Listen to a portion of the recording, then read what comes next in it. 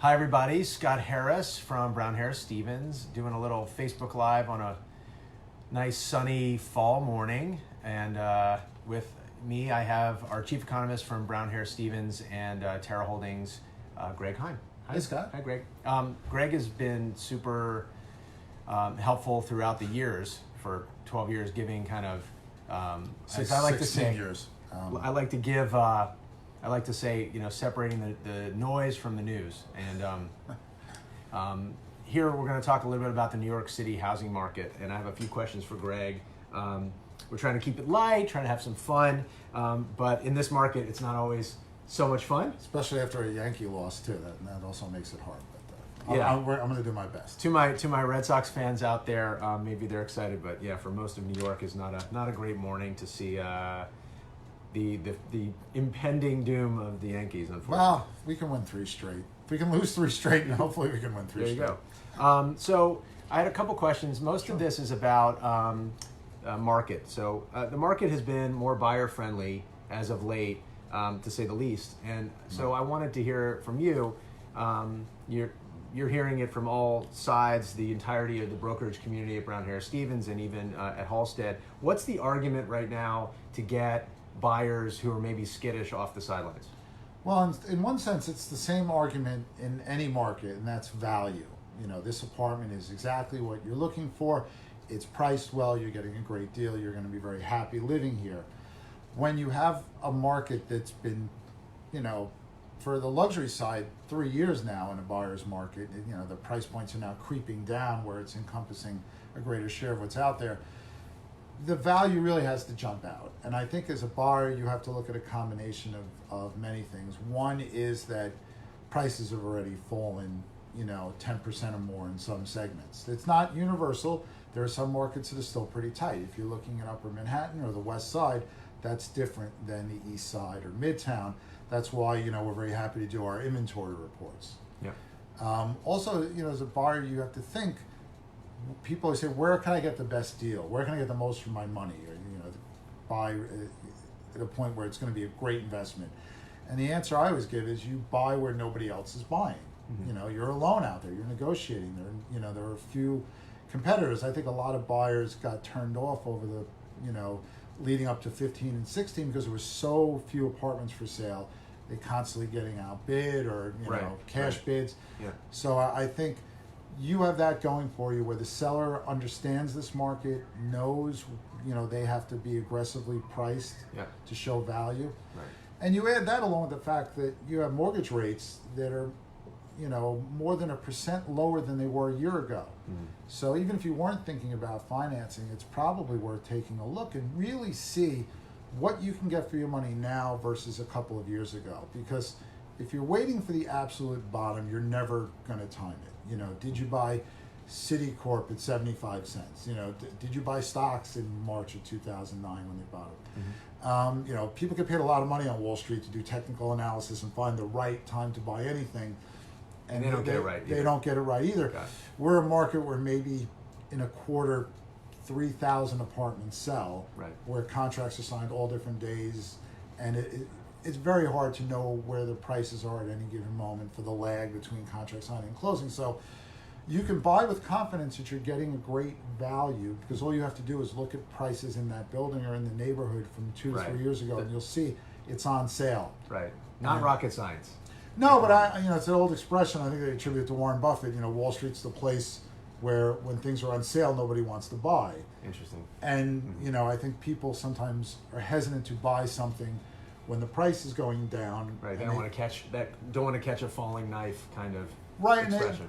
And they'll also feel it'll go down more. And there's no urgency for that. Mm-hmm. If prices are rising, you want to get in before you get priced out. So I think it's a good time right now. This is not our busiest time of the year historically. Right. There's more stuff that has come on since September. Yeah. Go take a look.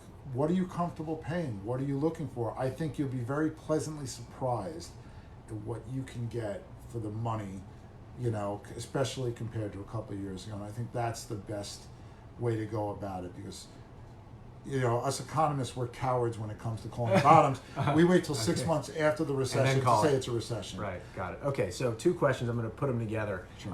One is, is there any New York City economic data points that you're seeing, or that are giving you confidence that we have, or we're getting closer to some, I call it putting a floor underneath the market, or any surprising data in any direction? Right. Well, I think the first thing we have to say, though, is that this has been a rough couple of years to explain, because there's this disconnect between the economy, both in the U.S. here and the housing market. Usually it's good economy, good stock market, good housing market. Right. But that has diverged. Right. And a lot of people say, how is that possible? Well, basically since 2009, housing prices up until recently were only going up. Okay. So usually you have this thing called a recession. Remember those? We haven't had one in a decade. No, I think I remember that 10 years ago. Recessions cause job loss and they reset real estate prices. We didn't have that reset. Unlike the stock market, which has had several corrections during that time and given people a chance to get in, most notably the end of last year was brutal. And then what happens? You have the best January in 30 years because people see value. So we found out yesterday that the unemployment rate in New York City fell to 4.1% in September. Okay. That's incredibly low. You tack that along with the U.S. unemployment rate of 3.5%. The job growth is still pretty solid in New York City, 1.8% growth year over year. Yeah. A lot of it, in fact, more than half of it is being fueled by one sector, which is health services. A lot more people are staying in New York. Right, There's a more as they get aging older. population. Right. The one concern is securities industry has been shedding jobs. Now that can happen at the end of the year. It seems to always be like I was talking to some people in banking. They're like, yeah, there's always, some are hiring, some hedge funds are making money, some aren't. They're like, some are, it's some are Or hiring people. what area you work in. If we're Right. not making money doing, Then the whole banking sector is falling. a lot of things, you think about fixed income trading or Fed funds Right. trading, things that really don't happen anymore. And Wall Street's pretty blunt about that. You're no longer needed. Right. Still trying to adjust to a post-Dodd-Frank world and how to keep profits up. And we've found the last couple of days, banks are surprising on the upside. So Okay. I think some of that is to be expected this time. It's a little steeper than we would have thought. In terms of job. Yeah, the shedding finance jobs. sector in general Okay. over the last 12 months is down 6,000 jobs. Okay. Which we would rather that not happen. But, people always worry about bonuses because it's such a huge amount of money. And Right. last year it was $27 billion. The year before that it was over $30 billion. And every year you see these articles like bonuses are going to be down big time. And then They're down, but, Still a lot down of from money. 27, Right. you're still going to, even after Lehman Brothers, they were almost $20 billion because they have to pay for talent. They have a model where roughly half of their revenue goes to compensation. Right.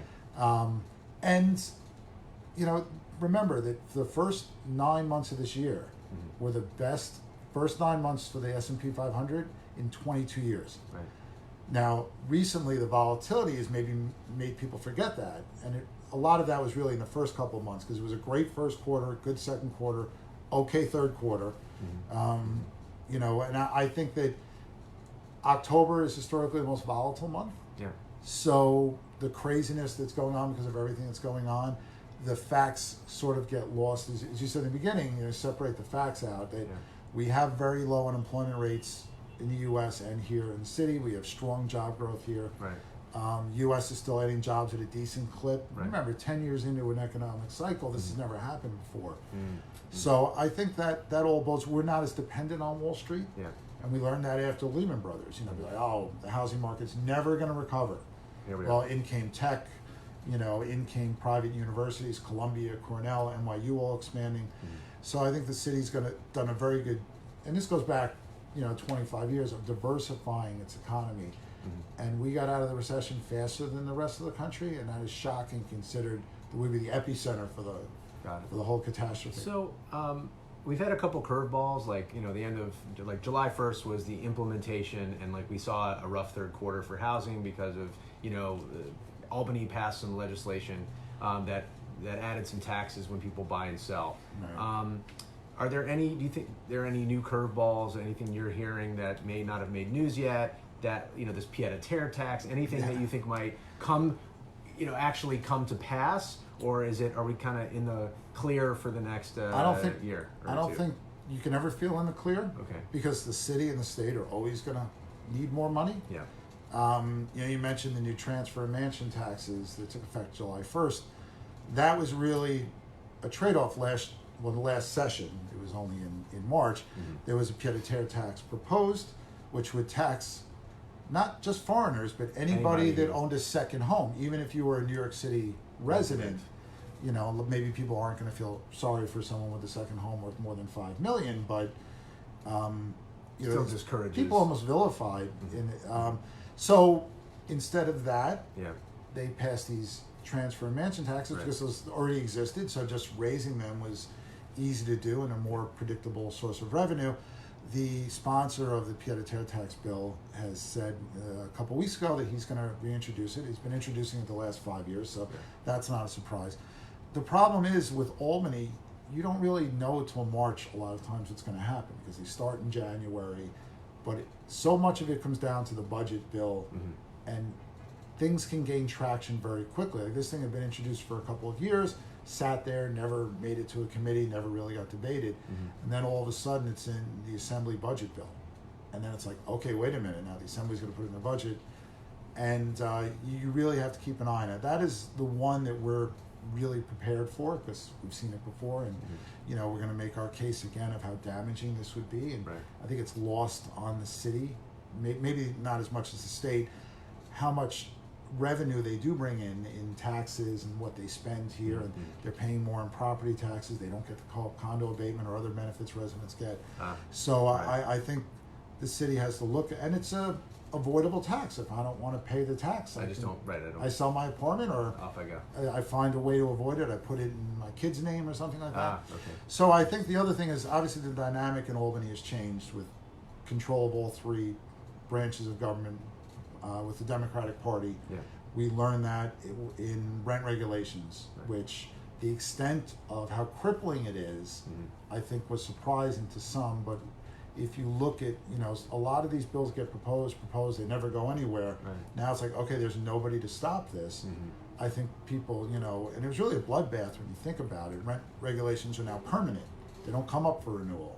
Landlords have no incentive to really, improve their buildings. I've talked about it before where it's, all of a sudden you've got a situation where like the people that rent rules are meant to help, probably get locked out of a lot of apartments. Sounds like a great idea in the short term. But it's like in our market, people may, when stocks get volatile, like, oh, good people are going to buy apartments. But if the volatility goes on long enough, it's not good for any confidence. So let's shift because these conversations can get rollicking, but I want to make sure that we keep it at a length that people will listen to. Hi everybody, thanks for hanging out on a Friday morning. Thanks for being here.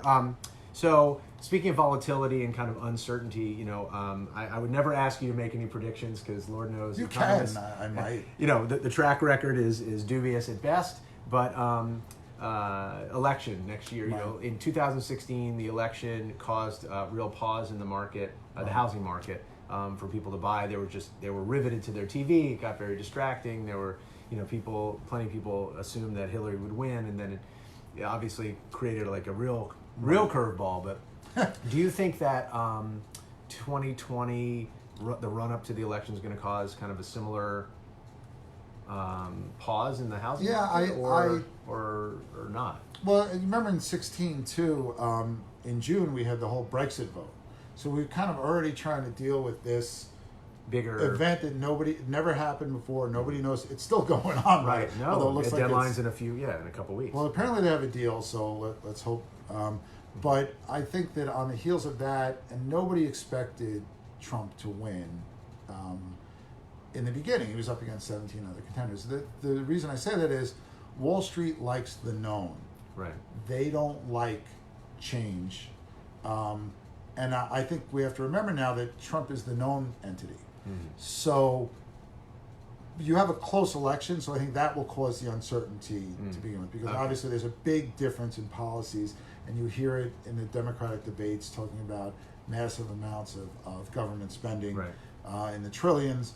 Obviously that's something Wall Street doesn't want to hear. They want to hear, low interest rates. They like the environment now, not necessarily because Trump's of there. who gave it to them. Right, They just like the that environment. environment. And it's a known quantity. They know what a Trump presidency will typically mean. Mm-hmm. So now Well, I mean, 2 weeks ago you could have said it meant like stronger foreign policy, but we don't. Well, look. Sometimes things get a little off the rails there, but anyway. Okay, Yeah, Twitter will do that to a lot of people, and I think that we have to remember that it's the uncertainties on the other side, because you have a variety of proposals that are very dramatic. Yeah.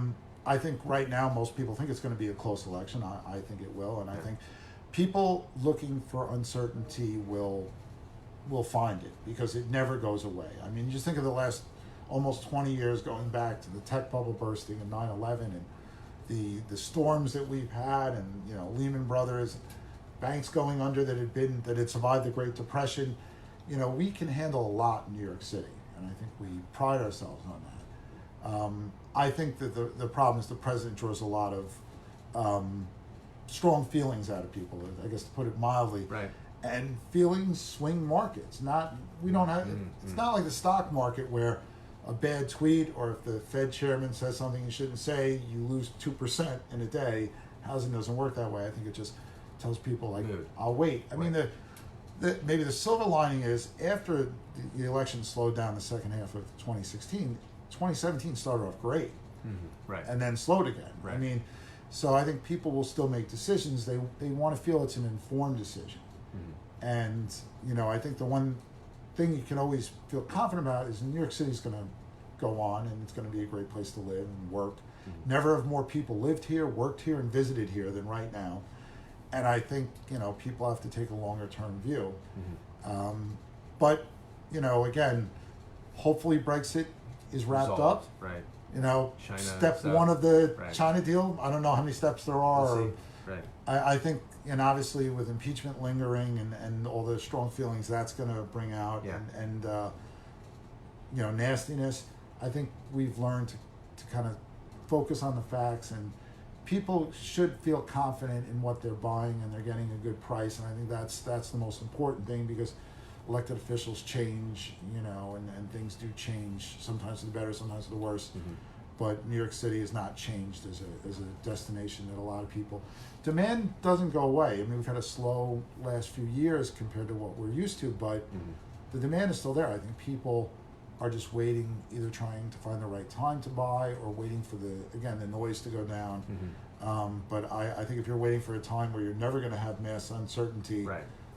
If you're looking for it, you're going to get more of it. If you're not looking for it, and you have some goal to achieve in mind, and that's what we talk about in our business, that it's, we're trying to help people move forward in their lives. And right. I think, like, if you have something, you want to grow, into a bigger apartment for whatever that means for you.